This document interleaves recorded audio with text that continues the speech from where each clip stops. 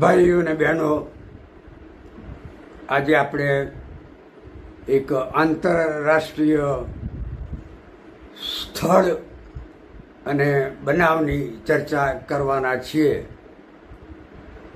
આપણા દેશના ઘરે ઘરમાં એની અસર થયેલી છે અને તેથી આ બાબત આપણા માટે જાણવાની જરૂર છે, વિવાદાસ્પદ છે.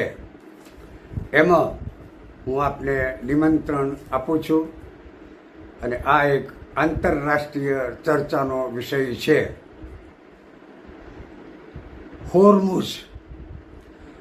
હોર્મુઝ એક ટાપુનું નામ છે અને તે હાલમાં ખૂબ ચર્ચાસ્પદ છે. આપણે ત્યાં તો આ હોર્મુઝના બનાવે ઘરે ઘરમાં રાંધણ ગેસ અને વાહનોમાં પેટ્રોલ ક્રૂડ ઓઇલની મુસીબતો વધારી દીધેલી છે. દુનિયાભરમાં ખનિજ તેલ લઈને જતા જહાજો ત્યાં થઈને પસાર ના થાય તે માટે ત્યાં નાકાબંધી કરવામાં આવેલી છે. મૂળ વાત પર આવીએ. અમેરિકા અને ઇઝરાયેલે ઈરાન પર હુમલો કર્યો. ત્યાંના રાષ્ટ્રપતિ ખોમેનેઈ તથા અન્ય લશ્કરી અધિકારીઓની હત્યા કરી. યુદ્ધ ચાલતું રહ્યું. અમેરિકાના પ્રેસિડેન્ટ ડોનાલ્ડ ટ્રમ્પની દાદાગીરી વધી ગઈ.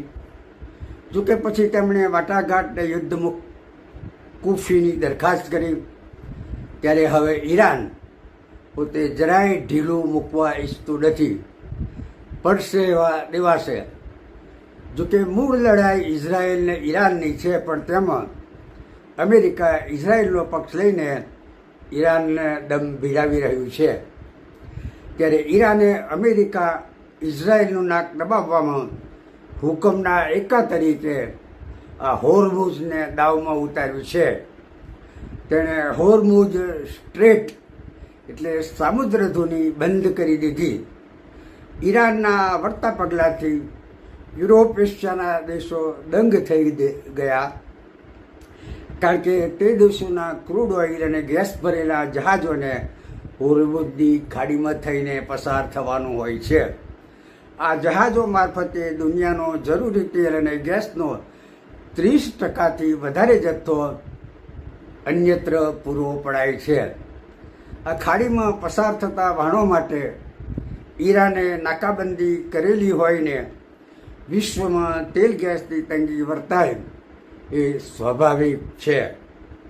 વળી તેણે ટેક્સ લઈને જહાજોને જવા દેવાનો કિમિયો અજમાવ્યો અને તેથી અમેરિકન પ્રેસિડેન્ટ ટ્રમ્પ વધારે ઉગ્ર થયા અને તેમણે ઈરાનને પાઠ ભણાવવાને માટે જાહેર કર્યું કે જે જહાજ ઈરાનને ટોલ ટેક્સ આપશે તેને અમે દરિયામાં ડૂબાડી દઈશું.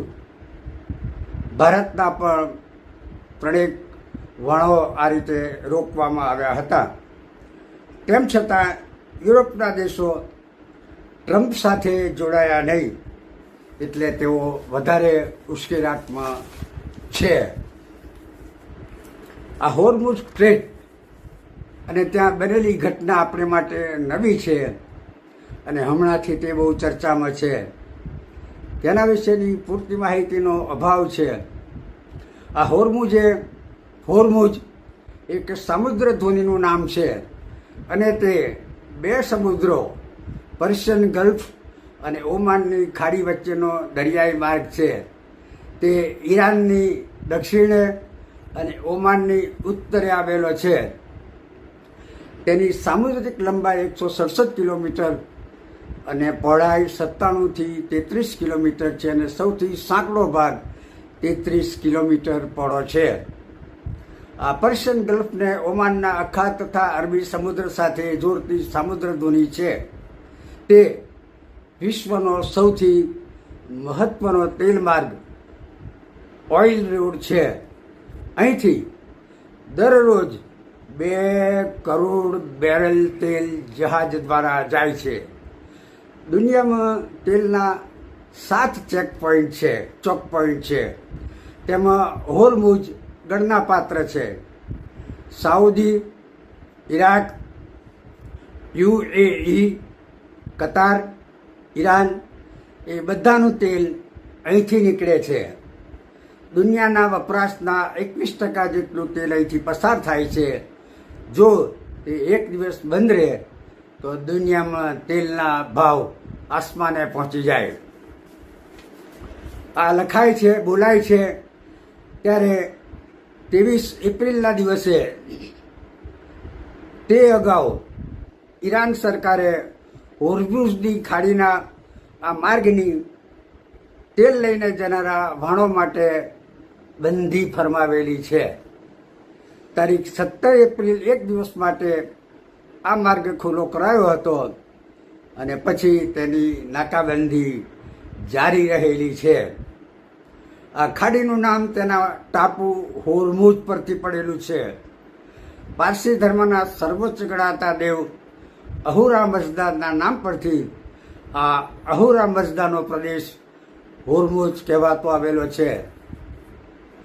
બાઇબલમાં હોર્મુઝ નામનો ઉલ્લેખ નથી, પણ યરમિયા 49:34-39 આવેલા એલામ પ્રદેશનું નામ છે.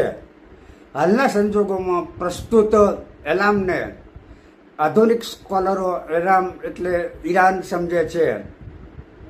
હોર્મુઝ એ એલામનો ટાપુ છે, ખાડી છે, તે હાલના ઈરાનમાં આવેલ છે. ગ્રીક ભાષામાં હોર્મુઝ એટલે ખાડી થાય છે.